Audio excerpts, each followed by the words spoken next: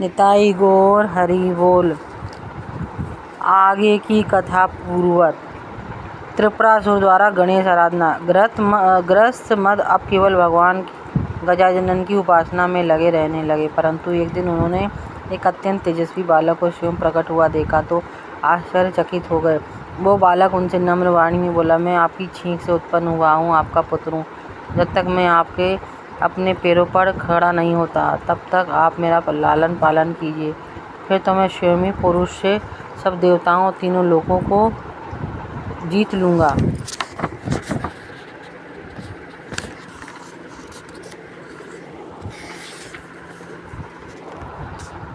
उसकी बात सुनकर गृहस्थ कुछ करे उन्हें माता के वचन याद आ गए, परंतु करते भी क्या। उन्होंने बालक से कहा, पुत्र तुम गणेश जी की उपासना करो। यह कहकर उन्होंने उसे गणेश जी का मंत्र देकर उपासना की विधि भी बतलाई।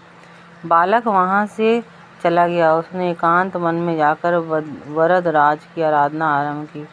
वो भी एक पाँव के अंगूठे से खड़ा रहकर तपस्या करता रहा। उसे भी पिता के समान निराहार रहकर घोर तप करते हुए 15,000 वर्ष व्यतीत हो गए।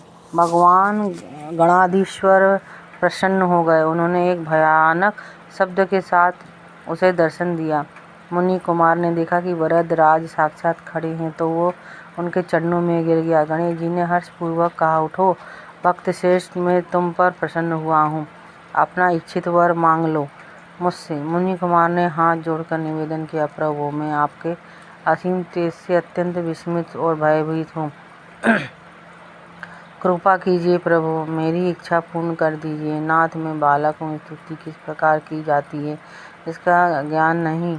यदि आप प्रसन्न हैं तो मुझे त्रिलोक विजय का वर प्रदान कीजिए। देव दानव मनुष्य राक्षस गंधर्व किन्नर तथा सर्पादि सभी मेरे वश में हो जाएं। इंद्रादि सभी लोकपाल सदैव मेरी सेवा करें। इस जीवन में सभी सुखों को भोग अंत में मोक्ष की प्राप्ति करूं। भगवान गणपति बोले, बस तुम सदैव भय रहित रहो और तीनों लोकों के विजेता हो गए। मैं तुम्हें लोहे चांदी और सोने के 3 नगर प्रदान करता हूँ। इन्हें भगवान शंकर के अतिरिक्त कोई भी नहीं तोड़ सकेगा। यह तीनों पुर शिव जी के एक ही बाण से टूट जाएंगे। इन तीनों पुरों के स्वामी होने के कारण तुम्हारा नाम त्रिपुर हो जाएगा।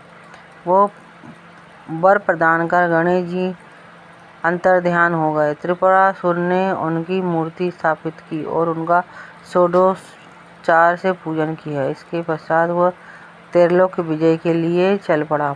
धरती स्वर्ग पाताल सभी पर उसका अधिकार हो गया।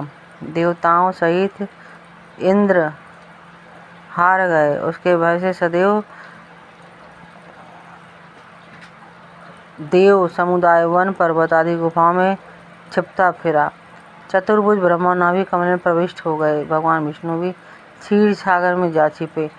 शौनक जी त्रिपुरासुर प्रचंड हो उठा। उसके 2 पुत्र हुए जिनका नाम चंड और प्रचंड थे।